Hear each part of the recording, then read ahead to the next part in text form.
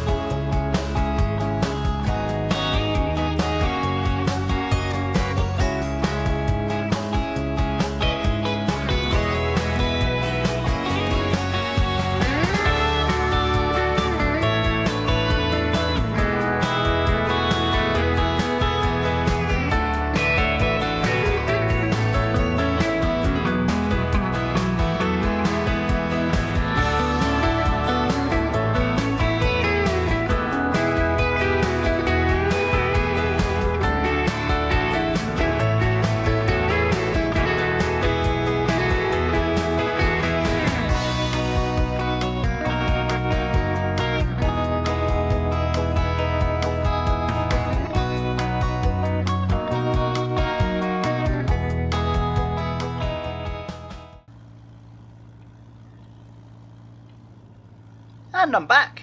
Well, busy episode. We've done quite a bit of harvesting in this field in this episode, and it's gone very well, I think you'll find. Yeah, so I'm really pleased. As I say, we're getting the soybeans in the shed, and that will be another large profit for the dairy farm. I think their money is currently sitting at around about, and this is with modern day prices, so you know you have to kind of sort of relative you have to sort of balance that out. Okay.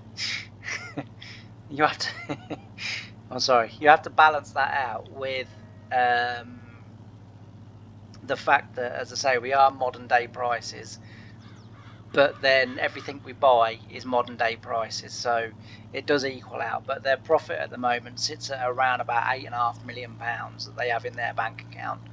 We've got the amount that we've got. That's through contracting mainly, but also as well selling a few excess bales to the dairy, and we sold them £1 or $1 per bale, if you like, and then also as well, as I say, like mainly contracting, and we did sell some bales at the bale merchant as well, just because we're producing quite a lot of round hay bales at the moment on our farm, and we don't need them. We don't need that many, so I'm sort of gathering money because, as I say, it's not too long before Harry's farm starts to change a little bit,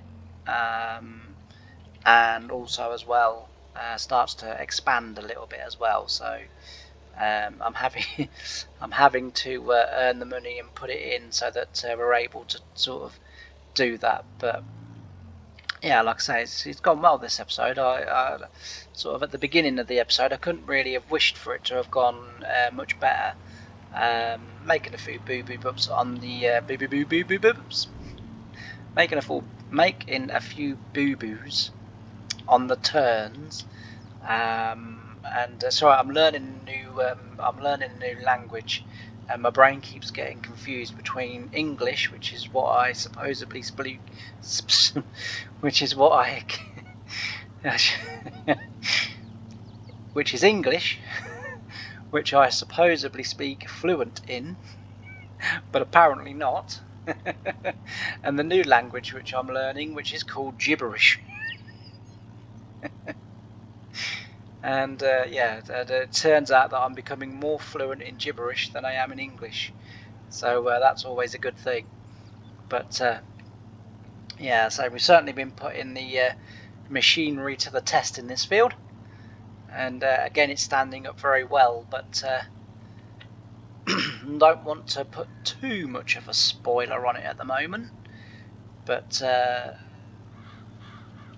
it's not going to be long before things start to change on the dairy farm, and things start to change how they do things, which is, although they still roughly do the same thing I talked about in the last episode. I think it was the last episode. It was either the last episode or the episode before it. I record that many episodes per day.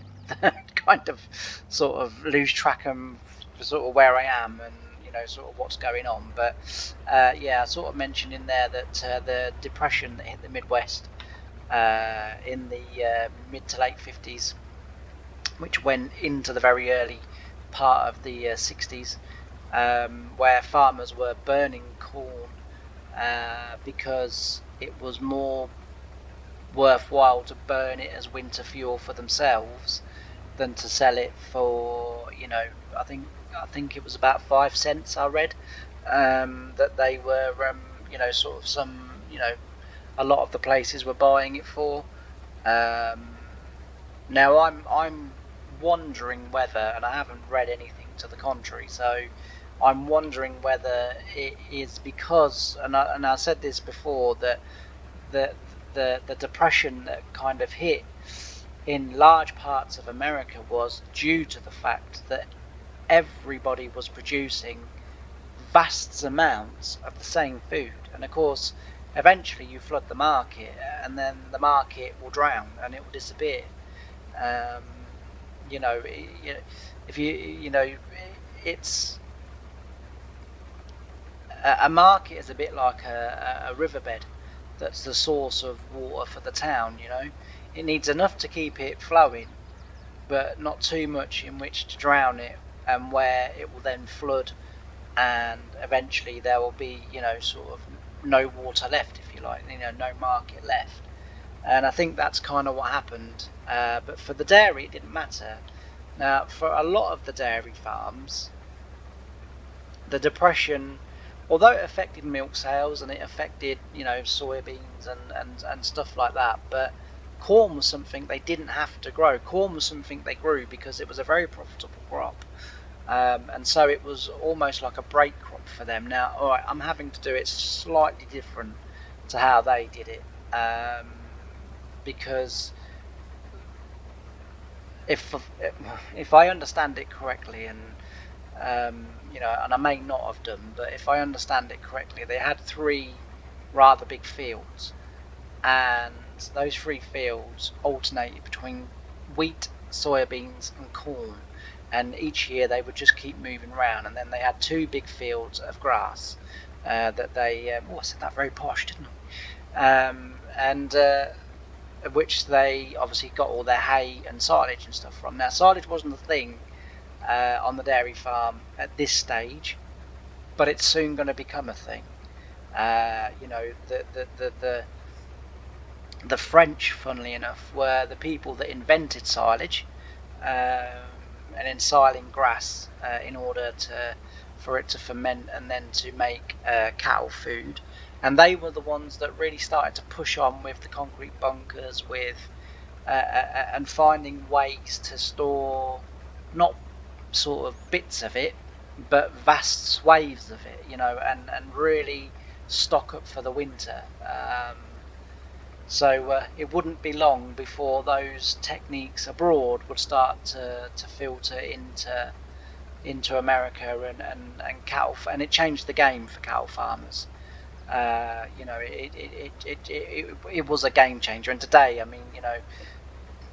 live in the UK. We've had the wettest winter, spring, and sort of parts of summer that we have ever seen in this country. Last year it started raining sort of probably early to mid-October probably, and it's sort of stopped and I mean stopped as in it stopped long enough for it to dry up, and that was at the end of spring, where we started to be able to get a few spring crops in the ground. Now, a lot of spring crops didn't go in. We're very short on potatoes this year, very short on spring barley, spring oats, spring wheat. Our corn is, our maize is very much depleted as well this year. Not that we grow anything on anywhere near the scale of America or probably even Australia and places like that, but we still grow, and it goes mainly to our power stations. You know, that's heavily depleted as well. So it's been a rough old time in the UK, and dairy farmers and cattle farmers and sort of animal farms, or livestock farms, better way of putting it, in general, are heavily depleted of straw, of grass.